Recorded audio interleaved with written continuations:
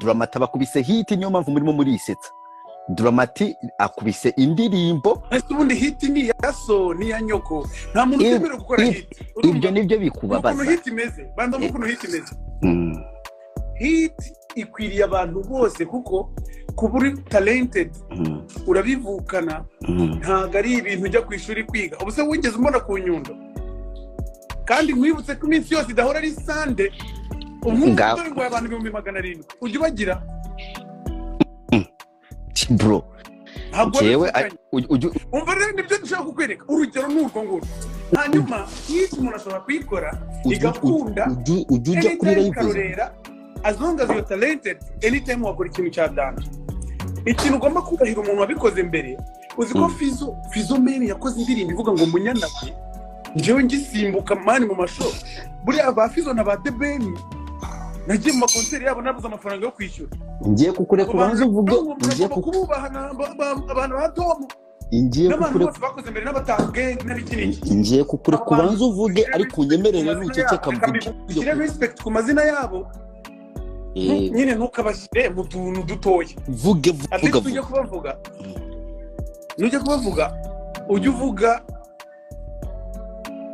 uvuga amazina yabo ubashyize kuri level bariho. Hanyuma rero kuba umuntu yakoze like nk'umuntu yakoze hit agashya ni ikintu cyiza. Industry biri gukura. Ntutekereze ku muntu utekereze kuri industry kandi nujya no kuyobya abantu baba kureba mwana dobo sobanukira ibintu by'ibiti iby'imiziki naho byumva nk'ibihuha byarakunaniye. Komeza. Icyo nashaka kuvuga rero ndashaka kubwira yuko twemera buri muntu wese ushyira itafari ku muziki dukora hano mu gace ndetse no muri industry. Hanyuma umuntu ari gusenya ngiye mubona nk'umuntu w'idage tu wa mudage uramuzi wirirwa avuga ubugamba ngo Bruce Melody uriya muntu ngiye mbamara akazi karapfuye n'ubu ntiyagiye.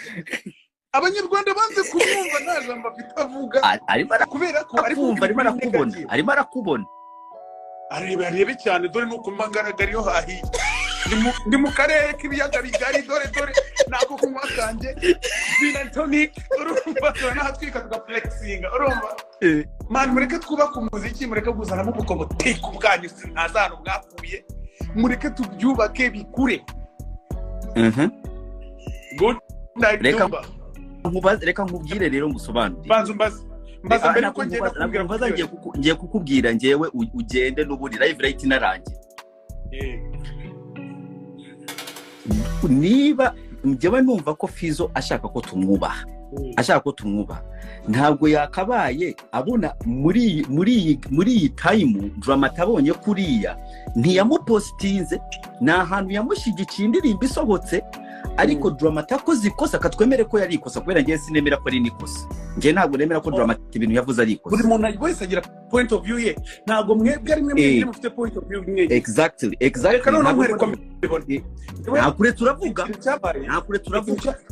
ikintu cyabaye ntabwo nkizi sibyo ikintu cyabaye ntabwo nkizi ariko reka nkwereke niyo mpamvu muri ahubagura ndi kuhubagurika utabizi none so wowe kuri kuvuga ngo untumye indirimbo hano harya urankoresha ndagukoresha ngiye nkoresha iki se shatumba ko ndibi koko n'igitemo ndakwemereye wongeye uvuga nk'iceke reka mvuge umuntu wese agira uko abona ibintu nkuko ushobora kubona ibintu ukabitangaho comment niko n'undi yabibona akabitangaho comment. Dramati twahuriye i Burundi akora show aririmba muri show nari nakoze kandi hari harabimo n'ibibazo byinshi n'umupeti wa fresh urimo gukora akazi keza. Big Fizo ni legend ufite uko abona ibintu. Niba Big Fizo yarakomanse nta kosa yakoze kuko byanze bikunze yakomanse ku byari byavuzwe kandi kwamamara mu isi yo kwamamara buriya ukwiye kuba uri ready ko abantu bagutanga aga comment nyine bakabivuga babyumva. So njyewe uko numva ibintu byakagombye kugenda wowe wabonye ibyanjye ntiwamenye ibyabaye nubwo numva nshaka kubimenya kubera ko niba byaranatambutse ngiye simba muri past ndi muri fitiri ubu ndi kukubwira ibigiye gukurikira.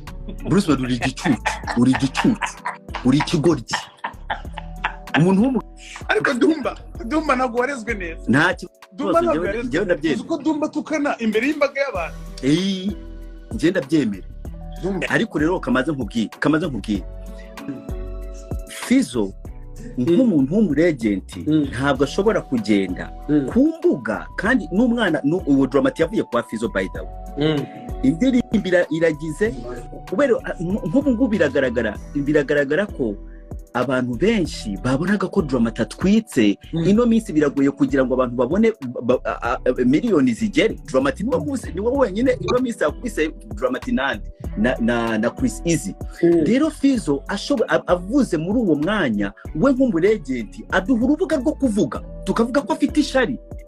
Urumva rero yakabaye akikika kubera bitagigaragara ko ibintu biranze ariko umwana biremeye. Urumva rero avuze natwe tukabibona tukavuga ati mwangariye murebe umva ntarasobanukirwa kugeza ubu kubera icyo uba wumva uri rusange kuki ufata point of view yawe ugahita ariko iyo postinze abantu barantukana n'ikintu mbabwira iyo postinze abantu barantuka ubuzima bwo gutuka nuko uri kuvugira kandi bafite ubushobozi bwo kwivugira ahubwo byerekereza ko ukwiye kuba positive niba ushaka ko ibintu bigenda imbere you need to be positive ahubwo niba uri positive ubwo mwashakaga reka maze nkwereke uwo mwana Dramati ko ndi kukubwira uwumwe ntacyo kure umva mwashakaga uwo mwana Dramati amaze iminsi ari kuri stress arimo ararira akura live arimo ararira ariko ikirimo kiramuzaniye reka none nabimubwire niba ari na hano iyo ni inzira buri muntu wese uhuye n'ibibazo arimo kwamamara anyuramo izo twese twaziciyemo urarira ukihanagura amarira akagira agashira murebe uko n'amaso yanjye yabaye do mbuza gatana reka njye imbere y'agati ibyo umuntu wese binyuramo n'abandi bose ari kubona bameze nkawe babinyuramo ariko icyariza Dramati turakizi nta kintu kitamuriza kuko ntarakomeye ikimuriza ni iki Dramati ntabwo arira ngo kubera ngo abafana ngo baje bagakomentinga bakamutuka.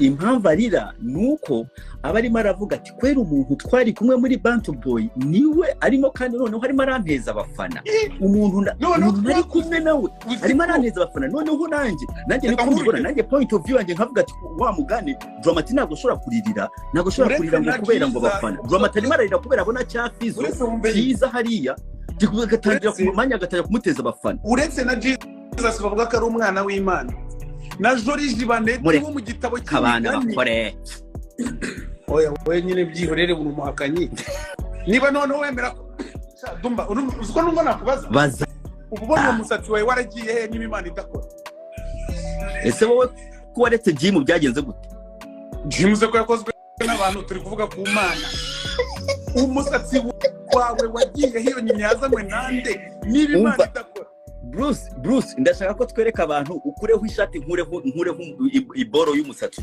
turebe kuraho turebe erekana nako ni imyanya y'ibanga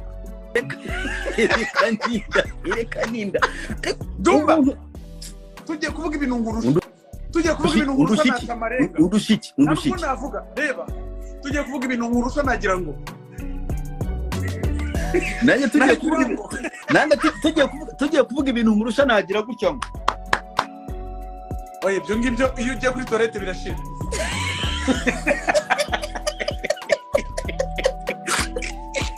ariko gabanyinda muhungu wanjye gabanyinda ariko njyewe ikintu ndenzeho uzi cyari cyo umusangewe nkora imiziki myiza urumva myiza kandi cyane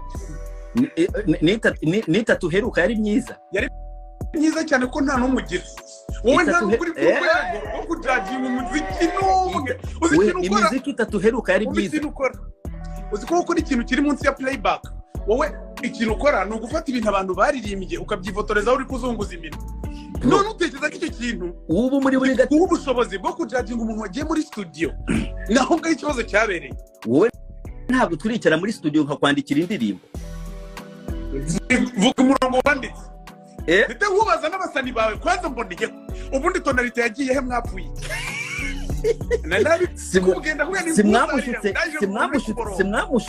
simwamushutse mbese ninde uwo nguwo ko mwagakureho ndi kukubwira ibitekerezo byanjye ukavuga muri rusange urumva ndi kukubaza we ko washatse umusani yagiye nawe uwo musatsi Fifiraya umusatsi cyangwa Fifiraya